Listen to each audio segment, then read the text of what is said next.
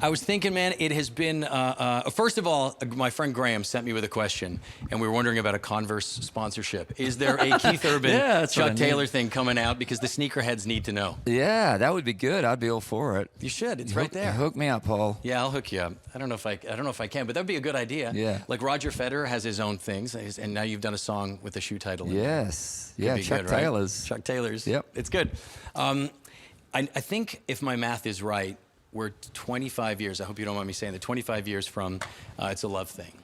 Wow. Right? That's probably This year. That's exactly right. 1999, Yeah, right? yeah. Yeah. 25 years. That's one of those things where people have to stop and take stock a little bit. If you don't, I know there's new album High and everything, but this is quite a journey you've been on. And I was thinking, this journey of yours, 25 years later, is still a love thing. It's been a love thing. Yeah. The whole time. Well, I love with making you and music. Yeah. I don't feel, it's crazy, man. I don't feel any different.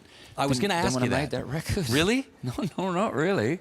I mean, obviously, Yeah. not you know, but the spirit, the center of what I love about music, curiosity, hunger, passion, excitement about making music hasn't changed at all.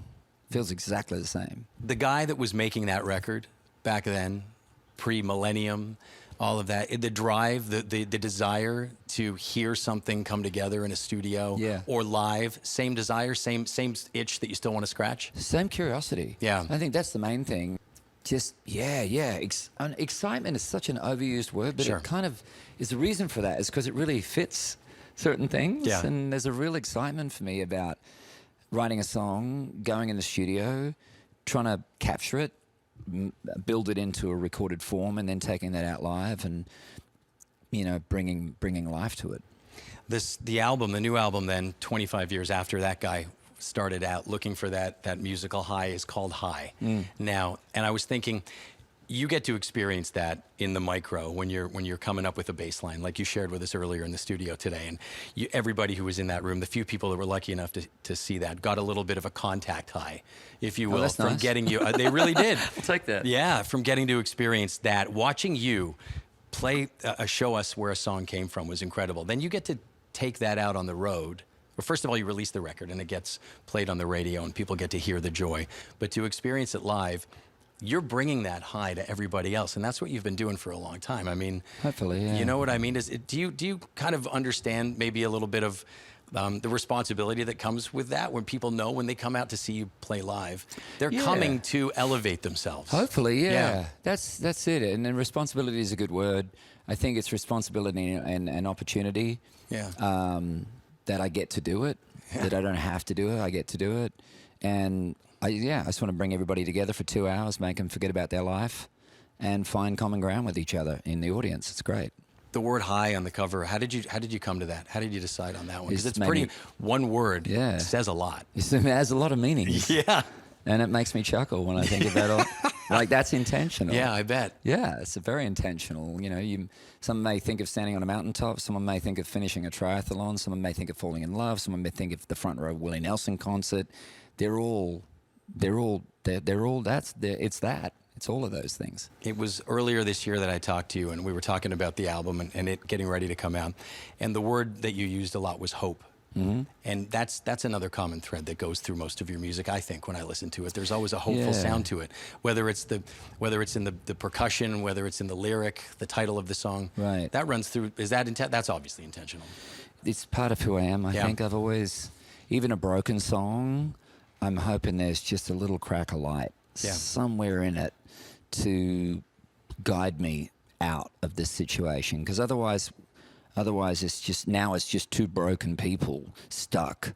And I'm kind of leaning on the artist I'm listening to go, can you help me figure a way out of this? Is there a way out of this? Yeah. You know, and I've always gravitated towards those kind of songs.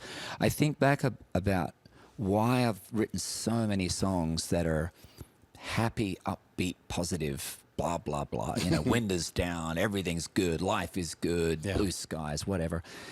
And I've thought a lot about it, and I think the truth of it is, I think a lot of them are almost like whistling in the dark songs for me. I'm not necessarily that positive and happy-go-lucky, but I would like to be. And so I write these kind of whistling in the dark songs, not because I'm not scared, but because the song can pull me through the fear and the darkness and the danger. I need it just as much as a listener needs it to keep me moving.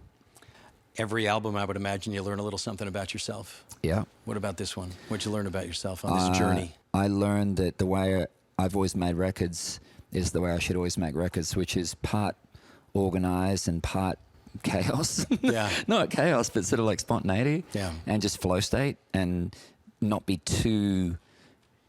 If I'm too rehearsed and too specific with what I'm trying to do, it doesn't work. Is the freestyle that you're able to bring when you play live, is that something that you can actually, you rely on a little bit in the studio, let things go a little bit? Really? Yeah. That's how some songs end up with long outros. They're the best. They're the best. You said that. I mean, like, you're, a guitar intro and a guitar outro, please. Yeah, well, Yeah. If the song needs it, then... We were listening to a little bit of The Fighter earlier today, and I think it's in your Lainey Wilson song as well, which is fantastic. There's a call and return aspect to that. Right. That's so often been there with your guitar playing, how your voice seamlessly will go into a guitar line and then come back out. You do that with Lainey so well in this record, like you did with Carrie on The Fighter, as opposed to just a duet where two people's voices go together. Right. There's a real play Oh, to that's it nice. there. Yeah, that's and nice. that obviously fits there. That was something that you loved working with Lainey on. Oh, she's great. Yeah.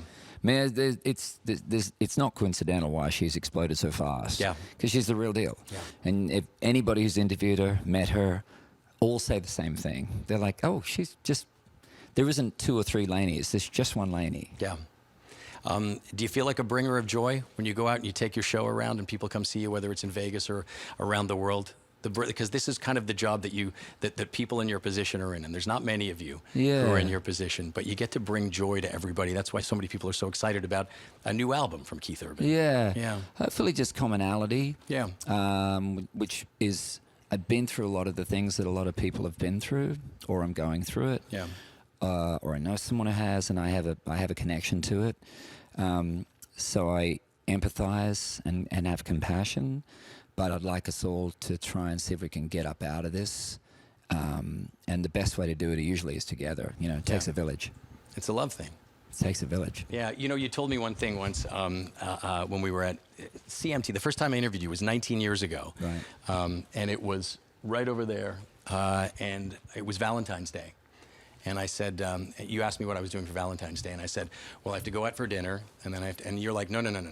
You get to go out for dinner with your wife. Do you remember? I don't know. And that you kind of touched on that again about Yeah, that was something I read Bono had said about writing the song One. Yeah. And he said if One had been written in the 60s, the line would have been, we got to carry each other. And Bono said, we changed the word to get. Yeah. We get to carry each other. Yeah. And he said, got is... it's